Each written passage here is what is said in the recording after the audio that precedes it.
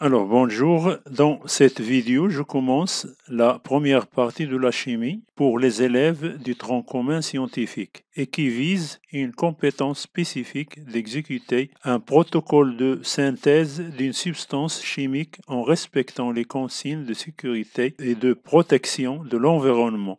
Alors, dans notre vie quotidienne, on rencontre des produits d'origine naturelle, d'autres sont fabriqués ou synthétisés dans les laboratoires. C'est ce qu'on appelle des substances chimiques. Et c'est ce qu'on a vu au collège. Et qu'il y a trois sortes de substances chimiques. Premièrement, une substance chimique naturelle. Alors, qu'est-ce qu'une substance chimique naturelle? Est une substance qui existe dans la nature, par exemple l'eau minérale, le miel, le lait, l'huile d'olive, etc. Deuxièmement, la deuxième sorte de substance chimique, une substance synthétique, est une substance fabriquée par l'homme et qu'on trouve son homologue dans la nature. Exemple, par exemple, les matières plastiques, les aciers, les peintures, etc. Et les substances artificielles, qui est une substance synthétique qui n'existe pas dans la nature. Par exemple, les sodas, les téflons, le nylon, les levures chimiques, les médicaments. On a aussi réalisé une synthèse à partir d'une transformation chimique. Par exemple, l'obtention du gaz dioxygène à partir de la transformation chimique de permanganate de potassium, c'est-à-dire la réaction de permanganate de potassium sur l'eau oxygénée, et aussi l'obtention de dioxyde de carbone à partir de la réaction de l'acide chlorhydrique sur le calcaire. On a aussi identifié le gaz dioxygène par le test suivant. En lui approchant une petite flamme, il se rallume vivement. Pour le dioxyde de carbone, on le barbote dans l'eau de chaud, il se trouble. Alors, aujourd'hui, dans cette vidéo, on va approfondir un peu sur cette notion de la substance chimique, c'est-à-dire quels sont les constituants d'une substance chimique, comment les connaître. Alors, pour cela, on va essayer d'examiner une pomme. Alors, peut-on décrire ces constituants en utilisant seulement nos cinq sens? En observant, en touchant, en goûtant, en sentant et en entendant. Alors, observons une pomme. Alors, on distingue seulement la couleur et la forme. Si on touche une pomme, il n'y a pas de caractéristiques chimiques. Si on le goûte, il est sucré. En sentant l'odeur d'une pomme, donc cette sensation, elle est positive. On sent en odeur. Alors, ces cinq sens sont-ils suffisants pour caractériser un produit courant? Alors la réponse ici, c'est non. D'après ce petit test, on conclut que les cinq sens sont insuffisants pour identifier les constituants chimiques de la pomme. Exemple, on ne peut pas identifier si cette pomme-là contient de l'eau ou non. Alors quel test propose-t-on pour mettre en évidence par exemple l'eau? Alors, voilà quelques tests chimiques simples pour mettre en évidence des constituants chimiques présents dans une pomme. On va tester premièrement la présence de l'eau. Alors, pour mettre en évidence la présence de l'eau, on utilise un réactif qu'on appelle le sulfate de cuivre anhydre, qui a une coloration blanche, que vous le connaissez déjà au collège. Celui-ci devient bleu en présence d'eau. Donc on va prendre ici une tranche de pomme, on met quelques cristaux de sulfate de cuivre anhydre et on observe que cette partie de tranche prend une coloration bleue. Ça veut dire quoi? Ça veut dire que la pomme contient de l'eau. Donc voilà un des constituants de cette substance-là qui est la pomme, qui est l'eau. Deuxièmement, on peut aussi tester la présence du sucre, c'est-à-dire mise en évidence du glucose. Alors pour cela, pour mettre en évidence le glucose, qui est un sucre, on utilise aussi un réactif, c'est la liqueur de Feeling. Celle-ci forme un précipité rouge brique en présence de glucose après chauffage. Donc on fait une petite expérience, on verse 5 cm3 de jus de pomme dans un tube à essai et on ajoute 1 cm3 de liqueur de Feeling. Puis on chauffe doucement le mélange. Alors, qu'est-ce qu'on observe? On observe qu'il y a formation d'une précipité rouge brique. Ça veut dire quoi? Ça veut dire que la pomme contient du glucose. Enfin, on peut tester l'acidité dans une substance. Alors, pour tester l'acidité, on peut utiliser du papier pH ou indicateur coloré, ou aussi un pH mètre. Vous connaissez bien, je vous rappelle que pour une substance est acide si son pH est inférieur à 7. Et quand le pH égale à 7, elle est neutre. Et elle est basique quand le pH est supérieur à 7. Tout ça, c'est à 25 degrés car le pH dépend de la température. Donc le test qu'on va faire pour la pomme, donc on fait un test, un jus de pomme avec un papier pH et on observe que le pH est inférieur à 7. Ça veut dire que la pomme contient des acides. Donc, on peut poser maintenant la question de quoi est composée la pomme. Donc, d'après tous ces tests-là, on peut déduire que la pomme contient les constituants suivants, l'eau, les sucres, par exemple ici le glucose, et les acides, etc. Il y a d'autres, on peut les tester. Ces constituants-là sont appelés des espèces chimiques. Donc on peut généraliser ce résultat-là en disant qu'une substance chimique est nécessairement constituée d'une ou plusieurs espèces chimiques. Par exemple ici, on a testé ou bien on a mis en évidence 3 espèces chimiques. Alors toute espèce chimique possède un nom. Il peut être représenté par sa formule chimique. Alors, vous le connaissez bien, par exemple, l'eau, sa formule chimique, c'est H2O. Donc, l'eau, comme espèce chimique, on lui donne la formule H2O. Par exemple, le fer, sa formule est Fe. Le sel, c'est le chlorure de sodium. C'est le sel de cuisine qu'on appelle chlorure de sodium. Sa formule chimique, c'est NaCl.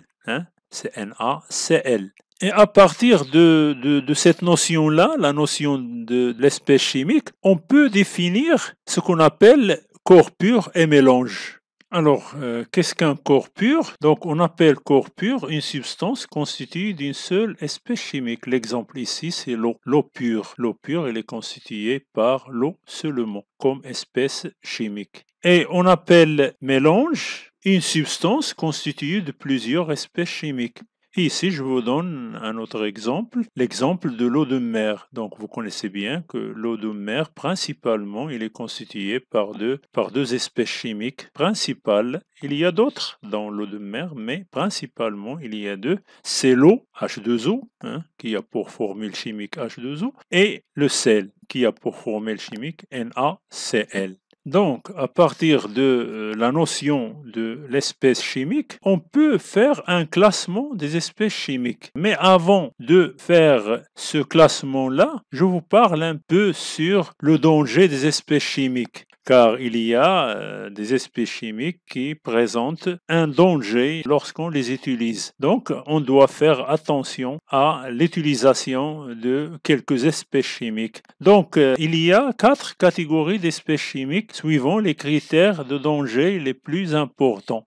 Donc, première catégorie de ces espèces chimiques, il y a les espèces chimiques inflammables. Ces espèces chimiques, parmi ces caractéristiques-là, ils prennent feu au contact d'une flamme. Exemple de cette catégorie de ces espèces chimiques, il y a l'alcool, l'essence, butane, et aussi le pictogramme de ces espèces chimiques, c'est-à-dire le signe qu'on le trouve sur les bouteilles ou bien les contenants de ces espèces chimiques-là, c'est ce symbole-là, où on écrit ici inflammable. Donc les consignes de sécurité qu'on doit le respecter, c'est qu'il faut éloigner ces espèces chimiques de toute flamme. Deuxième catégorie de ces espèces chimiques-là, de ces sortes des espèces chimiques, c'est l'espèce chimique corrosive. Ces espèces chimiques-là, qu'ils détruisent la peau ou certains matériaux. Exemple de ces espèces chimiques-là, il y a l'acide sulfurique, l'acide nitrique, la soude, le potasse, etc.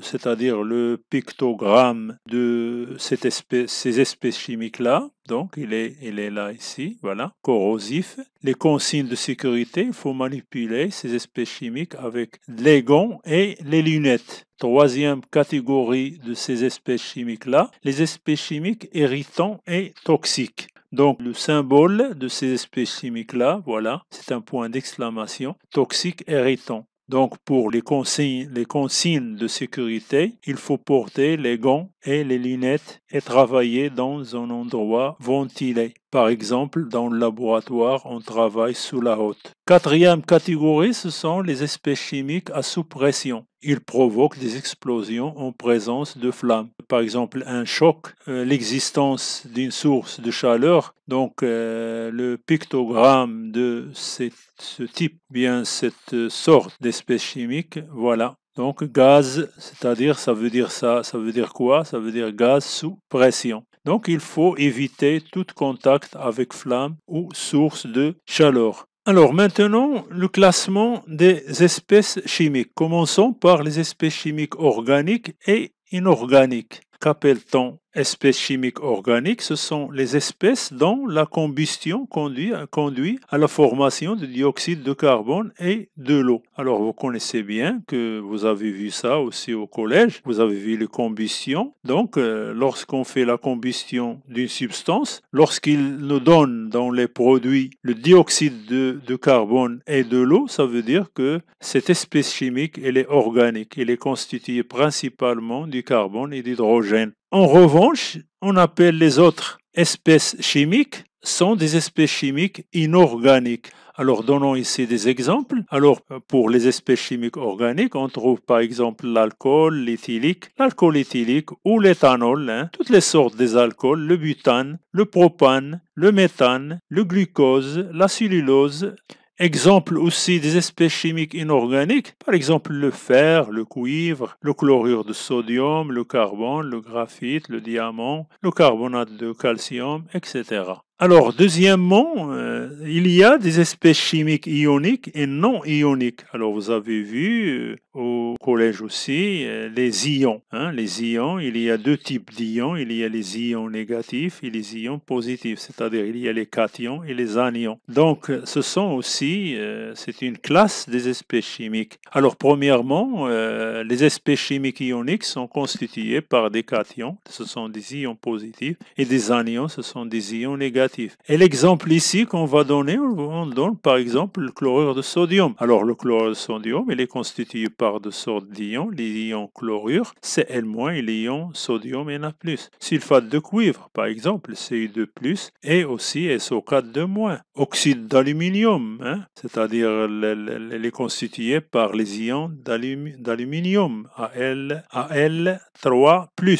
Il y a aussi, à la fin, on peut aussi parler des espèces chimiques naturelles et synthétiques. Donc ici, observons par exemple les produits qui sont présents sur ce document-là et on va essayer de classer ces trois substances. Bon, il y a ici un médicament, il y a ici une boîte de lait, il y a ici un clou de fer. Il y a aussi l'eau minérale. L'eau minérale, je n'ai pas ici la photo, mais on va aussi essayer de le classer ici. Est-ce que c'est une substance naturelle ou bien une substance synthétique ou bien une substance artificielle? Bon, ici, on peut définir les substances naturelles. Qu'est-ce que c'est qu'une substance naturelle? C'est une substance qui est constituée par des espèces chimiques naturelles. Par exemple, l'eau, c'est une espèce chimique naturelle. Substance synthétique, c'est une substance synthétique, elle est constituée par des espèces chimiques synthétiques. C'est une espèce chimique fabriquée par l'homme à l'aide de transformations chimiques et on trouve son homologue ou bien son équivalent dans la nature. Par exemple, le caoutchouc synthétique, le diamant synthétique, etc. Il y a aussi les substances chimiques artificielles. Alors, qu'est-ce qu'une espèce chimique artificielle? C'est une espèce chimique fabriquée par l'homme à l'aide des transformations chimiques et qui n'existe pas dans la nature. Par exemple, le nylon, comme on a dit, le plastique, le verre, l'acier, etc. sont des substances, on appelle aussi des substances artificielles. Bon, revenons à un autre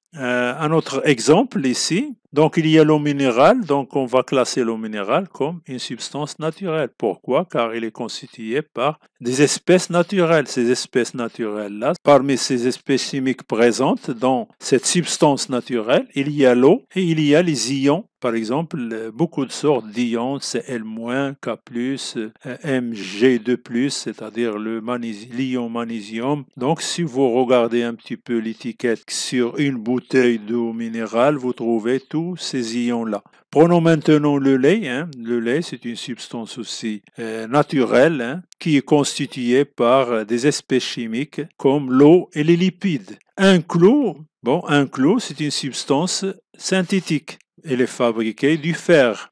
Le clou, c'est un acier. Le médicament ici, le médicament, c'est une substance artificielle car il n'existe pas son homologue dans la nature. Il est formé par une espèce chimique qui s'appelle paracétamol. Et voilà pour ce cours-là. Et merci et à la prochaine vidéo, Inch'Allah.